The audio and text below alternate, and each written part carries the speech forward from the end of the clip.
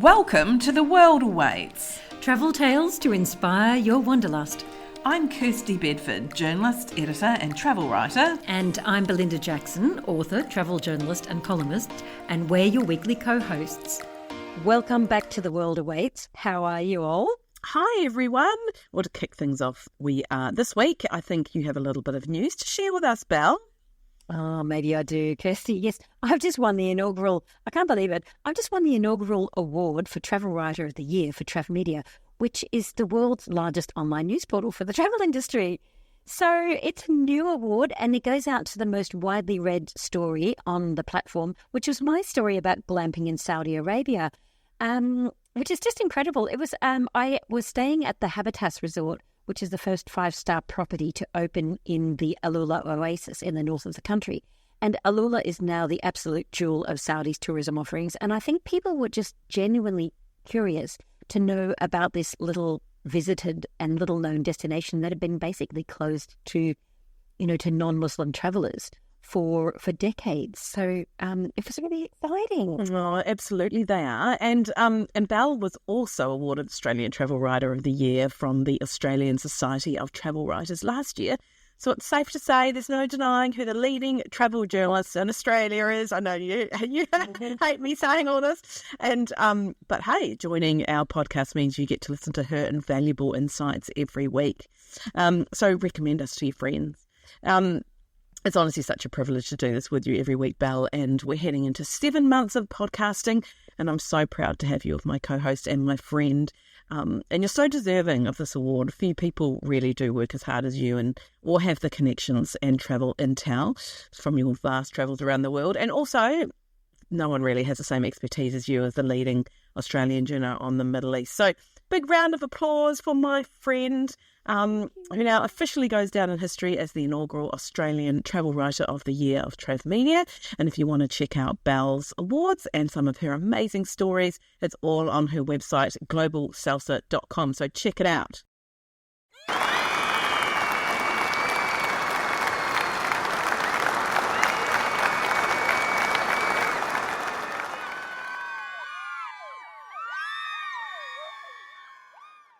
Oh, thanks so much, guys. The award was presented in Sydney at our travel industry conference, which is run by TravMedia, and that connects the media with tourism boards from all over the world. And the guest speaker was the CNN anchor and travel extraordinaire Richard Quest, who is just so flamboyant and knowledgeable about travel.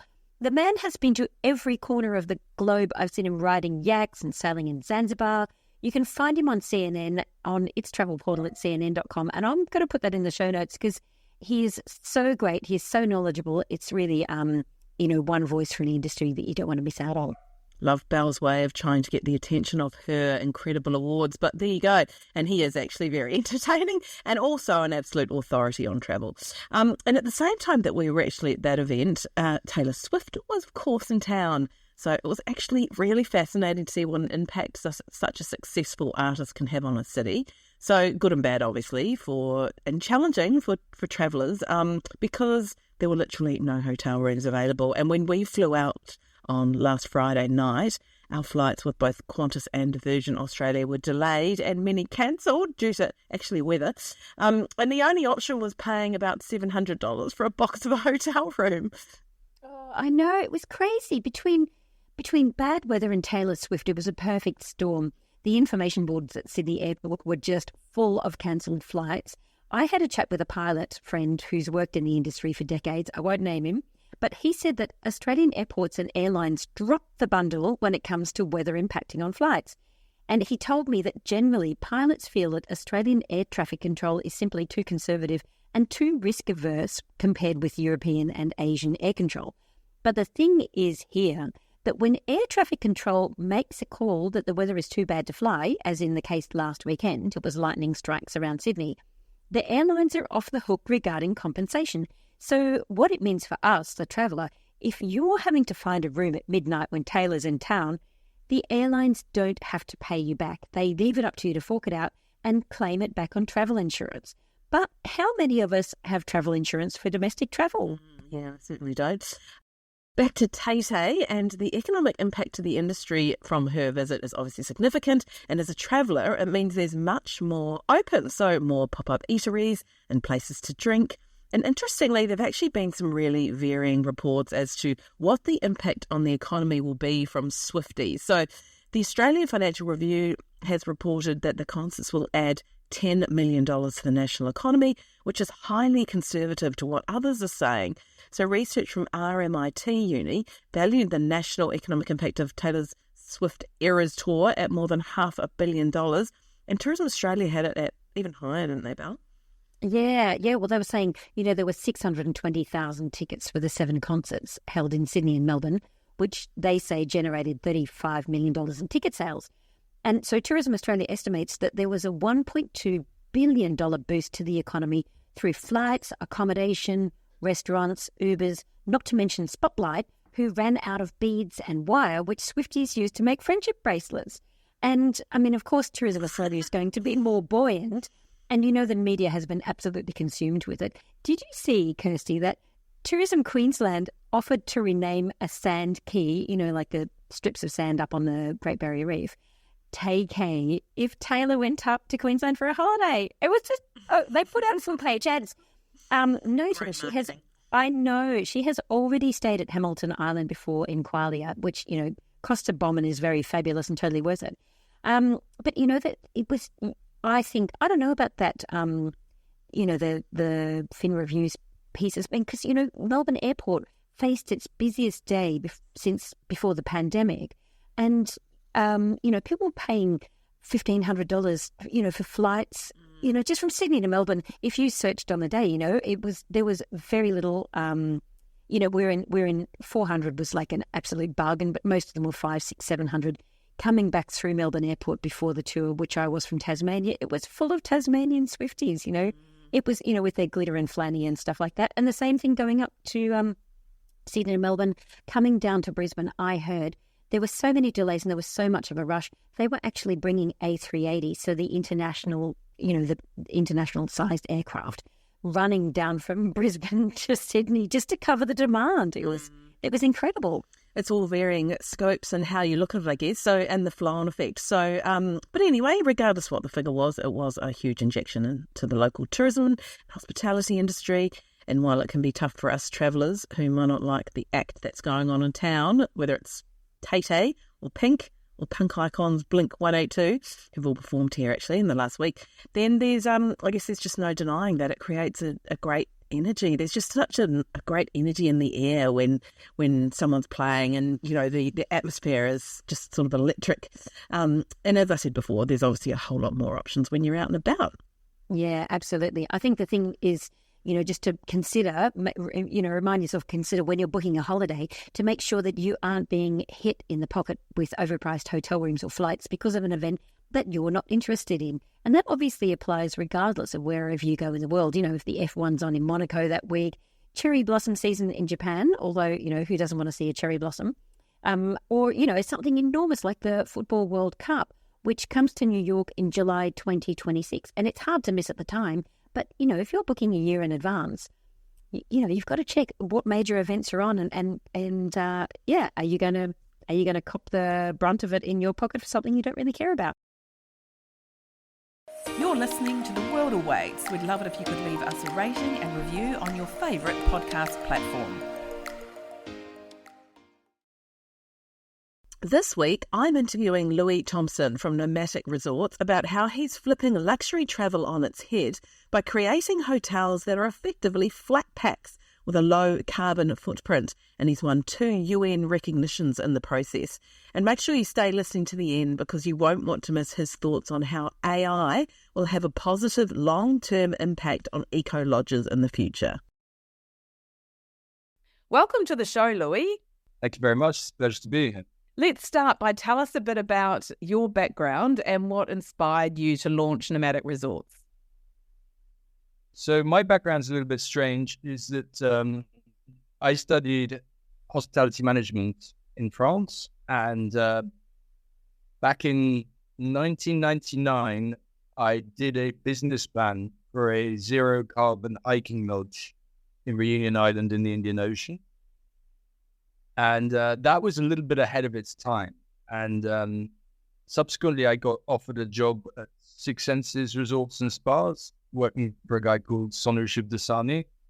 And initially, I was employed as the permaculture consultant. So I was designing organic vegetable gardens, fruit orchards, and even a mushroom hut, which was the first mushroom cultivation in the Maldives. So that was back in sort of 2004. And that's how I really got involved with the hospitality industry and the kind of farm to fork restaurant concept. And then a kind of strange thing happened was there was a tsunami in December 2004. And, well, vegetable garden got pretty bad damage, as you can imagine. And then I got kind of integrated into the project team to help rebuild the resort. And at that point, my role suddenly became very different, and I must have done quite well at that because they kept me on. And I worked with Sonu for 8 years after that. Really incredible places to work and things to be involved in, like you say, ahead of your time, that's for sure. And so when you're in Mauritius now, tell us how you ended up there. So after I worked for Six Senses, I was doing all sorts of kind of special projects, a little bit all over Asia. So I did, I worked in Maldives first on a treetop restaurant, and then I moved to do a kind of vegetable garden stroke outdoor dining experience in Hua Hin in Thailand. And then I was brought on to do a project called Son of a Kiri. And that was a kind of private island resort near the coast of Cambodia and Thailand. So we moved out to Koh Koot, the island on which that resort was built. And it took a huge amount of time. It took nearly, I think, probably 5 years. I was involved in the project from inception through to opening. It was probably 5 years. It's a sort of super luxury resort with jetties and Reba speedboats and private airplanes and landing strips and all this kind of thing. And it was a super complicated, super elaborate, super expensive process.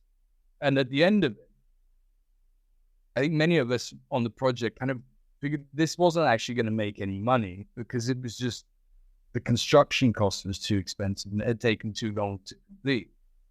So that was how we really came up with the idea for Nomadic Resorts. Was basically we did a kind of post-mortem on that project internally. This was not with the rest of the Six Senses team, I might add. This was more like the people who were on site who'd had the direct experience of building this thing.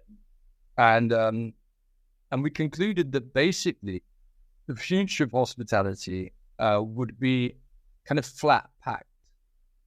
So if you imagine IKEA furniture, how we'd imagined it at the time was that, you could prefabricate modular buildings in a kind of controlled workshop stroke factory environment and then ship them to the site. And this was a very isolated site, very heavy rain, mud, loads of wild animals, kind of crazy place. And they could be assembled very quickly by quite a small team of workers who knew what they were doing. So that was the theory. So sometimes the joke that's taken me sort of 10 years to pitch a tent, which is actually kind of sort of away. And that was really why we called the company Nomadic Resorts. The idea was you could do a kind of luxury hotel accommodation option that could be designed for disassembly, so you could take it to pieces and remove it at the end of its useful life. Had a very low carbon footprint and was energy efficient by its very nature.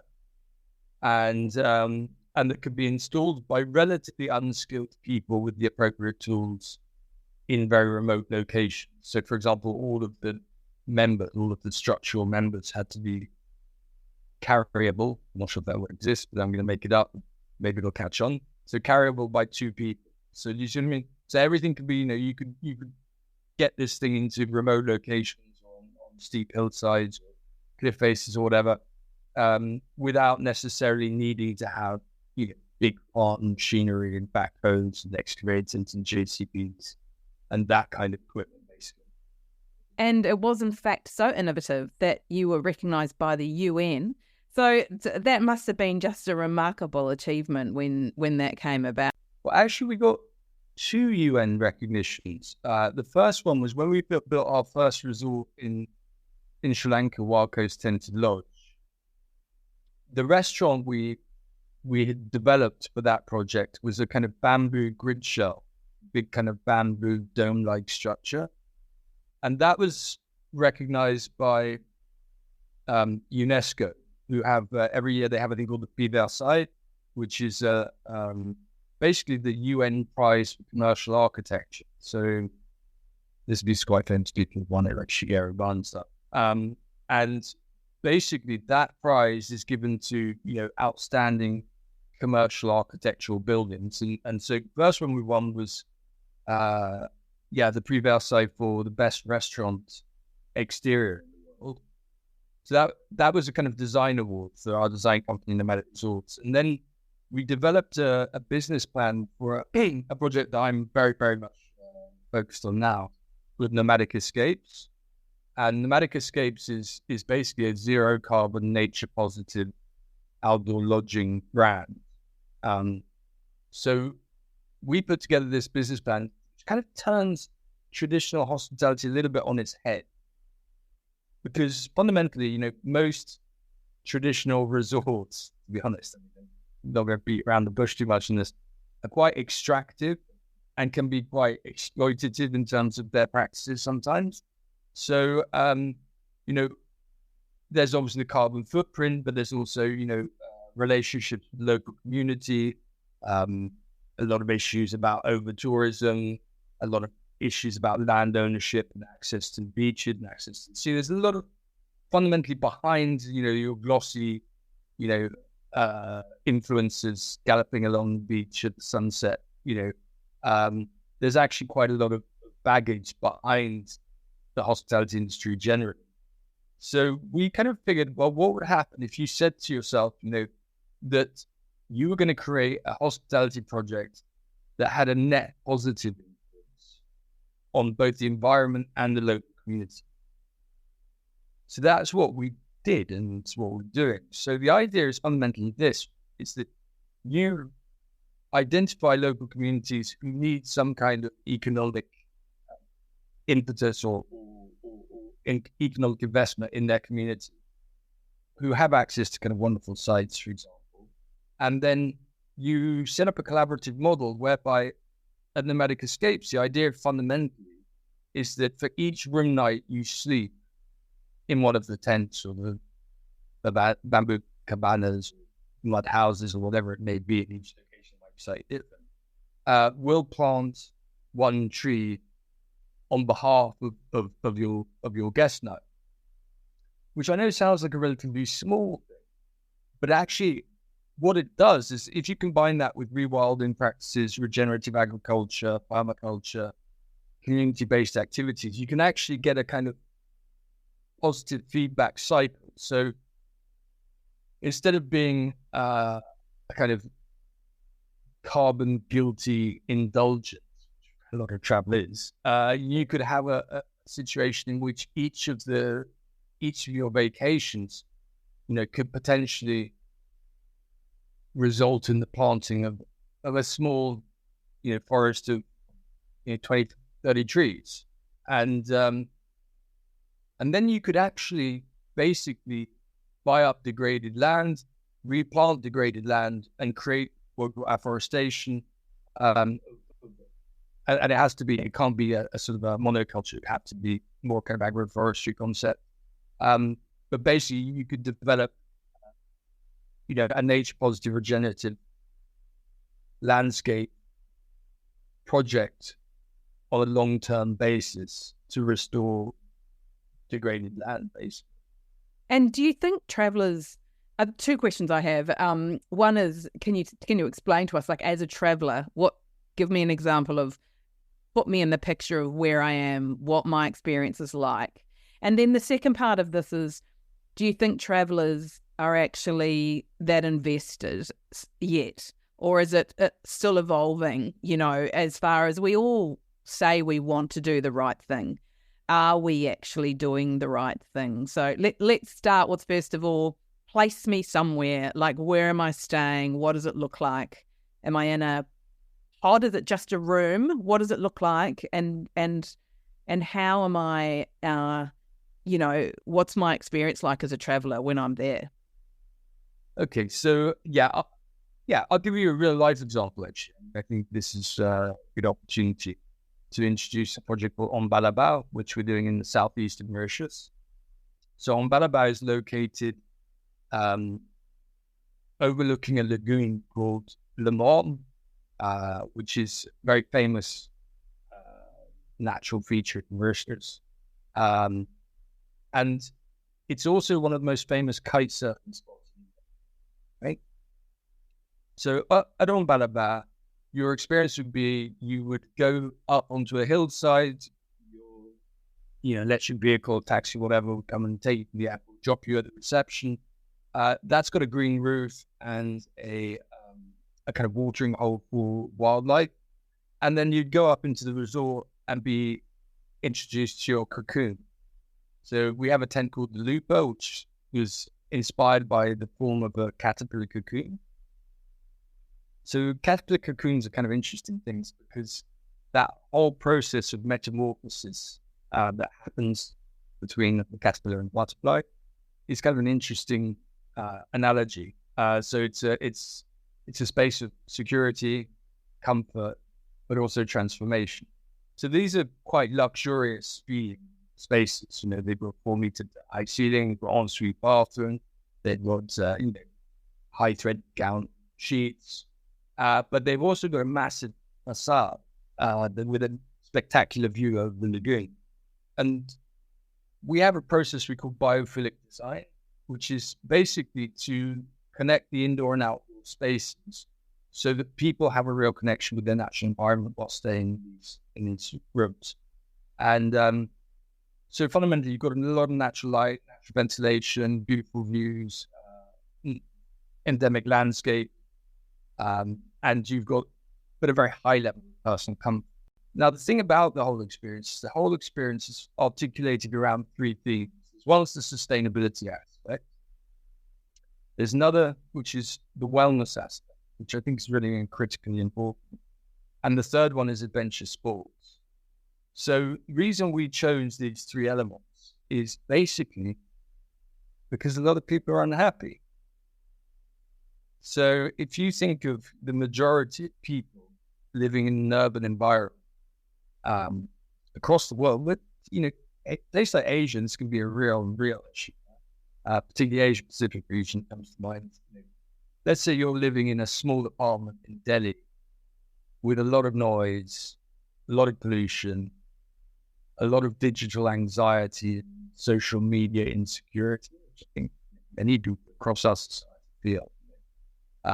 Everybody wants to suddenly have a 6-pack, or super toned arms, or luxurious, voluminous hair. So basically, a lot of social media plays on people's inadequacies, and so all of those things together created a kind of a little bit of a toxic environment for many in their day-to-day living. So what the idea of nomadic escapes is that basically, when you come to nomadic escapes, you've got 3 things. Well, you've got silence, or relative silence. You've got space, and you've got light and air and views.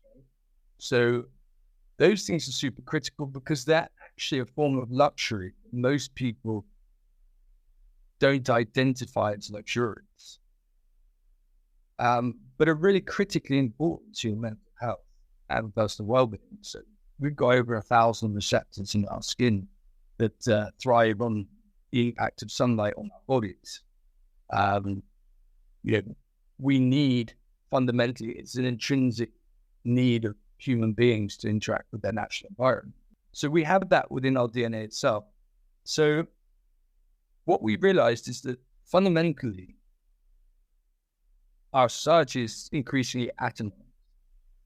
So people live in a little box, they get in a little box to go to work, they get out and they get into a little cubicle, And they can say hi to the other people in the other little cubicles, but essentially they're going from one little box to the other. And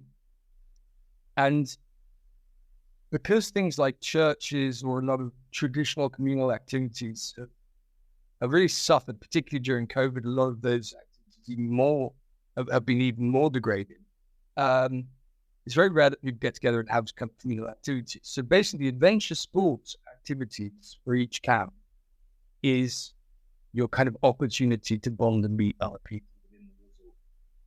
I'm sure we've all been to like a resort or a lodge or a camp where it's just not a friendly vibe. Right? You get people want around, there's not really any opportunity to introduce yourself, and we're not that good at that anymore. So there's a lot of things that make it a kind of isolating, yet quite a lonely experience sometimes. So what we said is, okay, let's create, a hike, a diving activity, kite surfing, mountain biking tour, whatever it may be. Get people together, get them to have quite an intense physical experience together, bring them back to the camp, put them around the campfire, give them a beer, and see if they can get on with each other. So fundamentally, this was it's connecting people, connecting to nature, and connecting back to yourself. That's really that's what we do. And is that the same concept for these sort of pop-up ones that aren't permanent structures? Yeah, even more so. So those ones, I mean, we wanted to do some stuff where, you take a bunch of people and you dump them for a couple of nights out there, a waterfall in the forest with no internet connection. Like Survivor. Yeah.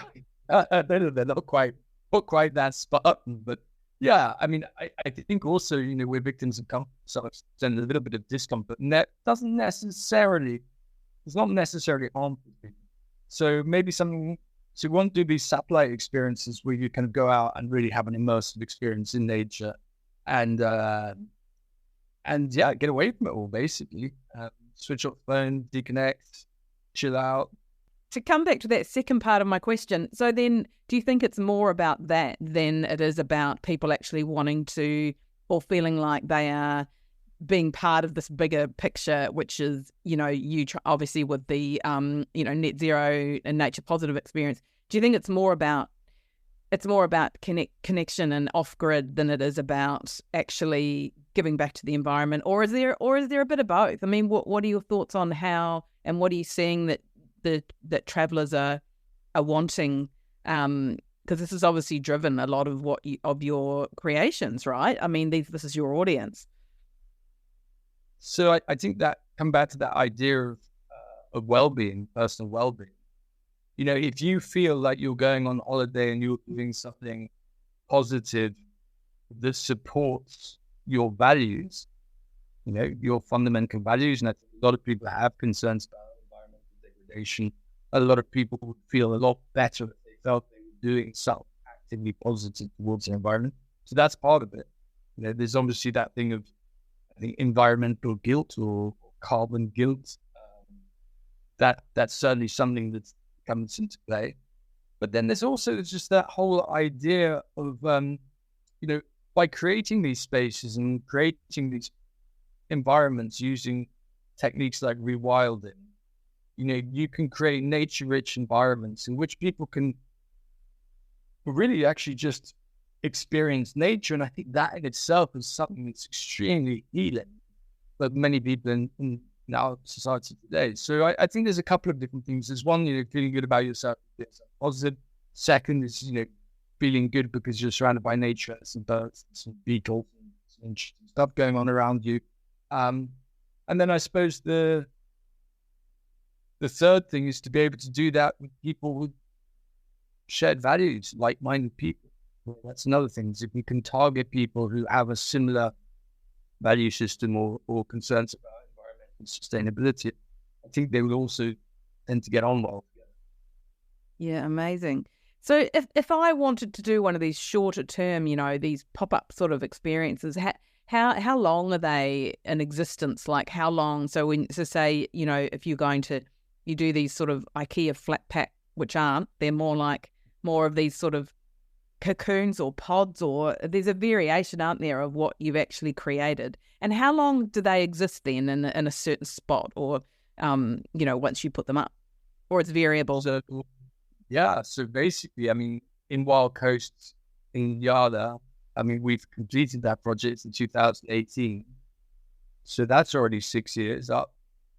Now they've asked us to do a pop-up satellite experience to that one, so that you could stay at the camp and then you could go to one of those immersive nature camps somewhere else, another national park. We have designed a new tent recently, which is a pop-up tent, which can move according to the seasonality. So that one that we're working on at the moment, called the Ypsilon, is basically that one, you can disassemble because it was for a specific seasonal experience in Sri Lanka. So you could go to the east coast of Sri Lanka for 3 months of the year. You could, guests would typically stay anywhere between 2 to 7 nights. Often people are kind of incorporating that into another itinerary, so they'd also want to go and do some cultural tourism and other stuff. So typically, I think 2 to 7 nights. Whereas in somewhere like on Balabai, Mauritius, which is a big kite surfing spot, you get people who will come and stay for a longer period. We've seen this in the kite surfing industry generally. There's some quite wealthy people who are perfectly happy to spend 2 or 3 months of the year on a good kite surfing break and basically live that experience on a day-to-day basis. So it really very much depends on the situation and the site. What do you think the future holds? What does the future hold for you guys? What sort of which area are you focusing on, and or what evolution of your of these incredible creations, which we'll put a link in the show notes so that people can see them themselves. So yeah, this might be a bit of a surprise to most people, but I'm actually very interested in how AI can be used to increase the performance of this type of product. So it may sound a little bit bizarre because most people think, this is a kind of anti, digital detox kind of thing.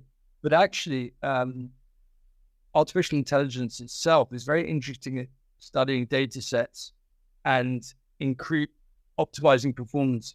So I'll give you a kind of an idea of how this could work, for example. So basically, the price of solar panels since 1967 has gone down by 82%.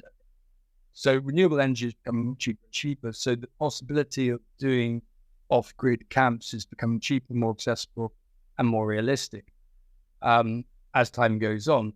So, that's one graph where the price of traditional fossil fuels will go up and the price of renewables will go down, and at some point they'll cross over and it's just going to be cheaper. I think it might have already happened.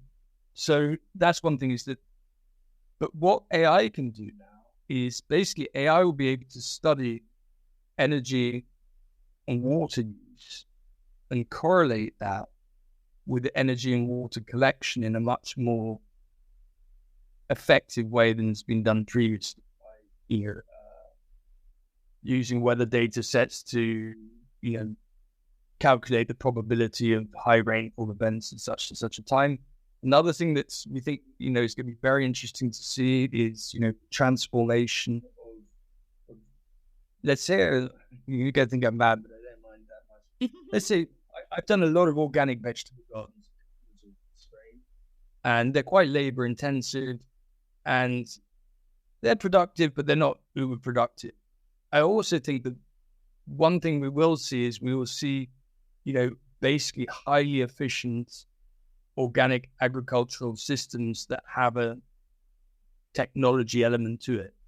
So there's a system called aquaponics, for example, where you can grow fish and you can grow vegetables in the same closed loop system using the nutrient-rich effluent from the fish as a hydroponic medium to grow the vegetables. So those kind of systems already exist, and they're very sustainable, very low water use, and super productive. What my question is, could those kind of what we call low tech or traditional ecological knowledge from communities? Let's say you take a paddy field system in Bali, or you take the floating vegetable gardens in South America. by using advanced technology, could you improve those systems? These systems have already existed for thousands of years, but could there be improvements in productivity that allow you to basically be virtually independent in terms of food production, energy production, water production, consumption? And how does technology fit into that? And then how does it also fit into the green building? So, we build a lot with bamboo, and bamboo is a relatively unpredictable structural material in some respects compared to steel, for example. But if you had sort of super efficient engineering softwares using AI, can you analyze how to build a bamboo structure with much less material? Or can you analyze how to create a mud brick that has significantly better performance, thermal performance and insulation? I think all of this stuff is kind of crazy kind of frontier. And I like to think of it in the way that the AI, you can see it, AI can be a Darth Vader style presence in the world, right? With a sort of dystopian dictatorship vibe to it, facial recognition software and ticks and crosses against people's names and credits and whatever. But it might actually be used in another sense. It really depends on how we want to use those technologies. So, AI could be a kind of Alan Watts style, super wise, nature focused, Terence McKenna style, fungal kingdom. How are we going to grow mushrooms? How are we going to decompose our waste? It could be a completely different thing. It could be a much more positive thing to create enhanced lifestyles for people in a much more sustainable way than has been done before. Amazing. We're running out of time, so I'm going to ask you the last question, which is the question which we ask all of our guests, which is, can you tell us what's the most bizarre travel moment you've ever had? Actually, the bizarrest travel moment is this. So after the tsunami in the Maldives, we were all completely freaked out, lost our stuff. Right? Everybody had lost their shoes and their baggage and their clothes and stuff. It really smashed up the accommodation. And out on one of the structures that we were building in the lagoon, there had been a team of South African carpenters from KwaZulu-Natal, and they'd seen the wave arrive, and they couldn't swim. So they saw the wave arriving before everybody else. So they had to climb up these columns, and the columns shook vigorously as the wave went past. And so these guys were terrified, and these were big, kind of super macho, muscly dudes, Zulu guys, right? So when they came back to the land, they wore orange life vests, all the time. Life jackets? Yeah. All the time. And then in the evening of the 31st, because there were no guests, we had a big party in the restaurant with all the staff, which is very unusual. So you had all the Indian, Maldivian, the African guys. Everybody's suddenly in one of the most luxurious restaurants in the world. And Peter Nielsen managed to find a DJ 3 days after the tsunami. I don't know. He caught the tsunami there, how he did that. And at a moment, the DJ played Give Me Hope, Joanna. And this team of 8 Zulus got on the dance floor wearing bright orange life jackets and did a traditional Zulu dance. Oh, it's so nice. And that was one of the most bizarre moments, travel or otherwise, that I've ever had. Just seeing these guys doing a traditional kind of, I don't know what it's called, but it's pretty impressive kind of. That's amazing. Black Mambosa style dance routine in the middle of the Maldives, wearing orange light jackets. Look, thank you so much for your time, and we'll put all the details in the show notes, and it's just been great to have you on The World Awaits. Well, thank you very much for your time. It's really appreciated. Louis is definitely ahead of the game. And when it comes to the evolution of luxury travel in the environment, I can't wait to see what Nomadic Resorts does next. Check out Louis' properties at nomadicresorts.com.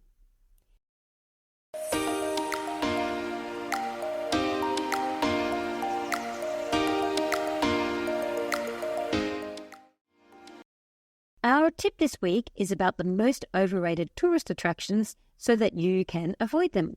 A recent study by Vision Direct looked at 106 locations that regularly appear on our bucket list, so they had to have a minimum of 5,000 TripAdvisor reviews.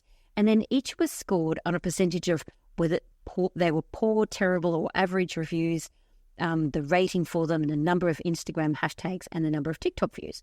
And the survey found that the most underwhelming landmark in the world was the Berlin TV Tower in Germany, which... I mean, the name doesn't sing together. But the most frequently mentioned words or phrases in the negative reviews were things like expensive, overcrowded, rude, and a waste of money. And in second place was Moulin Rouge in Paris, described as disgraceful, terrible, disappointing, cheesy, and outdated. A common complaint was the cost of the attraction in relation to the quality of the experience, with words like overpriced, low quality, and waste of money. And third is the Telanggala Rice Terrace in Bali, which reviewers described as a tourist trap, commercialised, overexploited, and a rip-off. Don't hold back, people. But the real reason, it seems, is because it simply is overrun by Instagrammers who are ruining the location. So, which is such a shame because, these terraces are gorgeous and they're also a UNESCO cultural landscape for their unique agricultural structure. So it's a shame to see on this list. My hot tip is there are actually 2 fabulous places to see these terraces. So I would go to Jatalua, which is a little bit further away. It's actually much bigger. You can really get, and you'll love this, Kirsty, a good long walk between the terraces. Nice. And I mean, they are beautiful. I think that's one of the things, that they probably don't deserve it. Yeah, absolutely. And they're so culturally significant.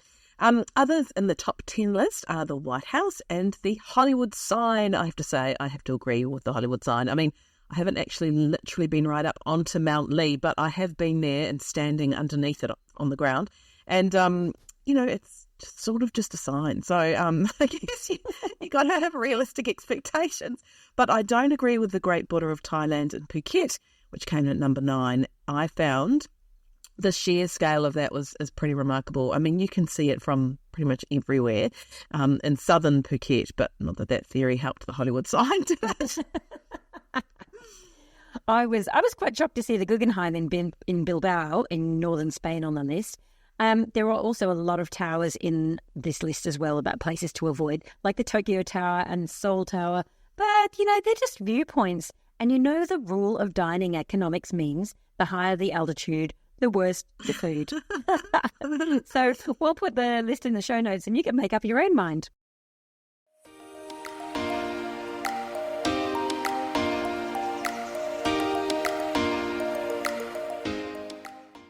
Next week, my guest is none other than the incredibly charming Kevin Maloney, one of the stars of Channel 9's Travel Guides show.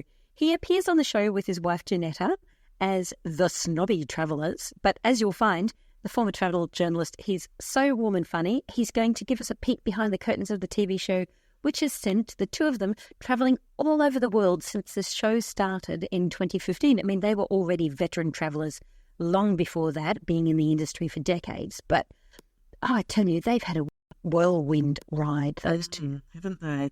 And I can't wait to hear about that because Kevin and Janetta are stars, literally, and I've also long admired Kevin's work as a travel writer. So you can follow them at Jet and Kevin on Instagram to keep up to date with their travels.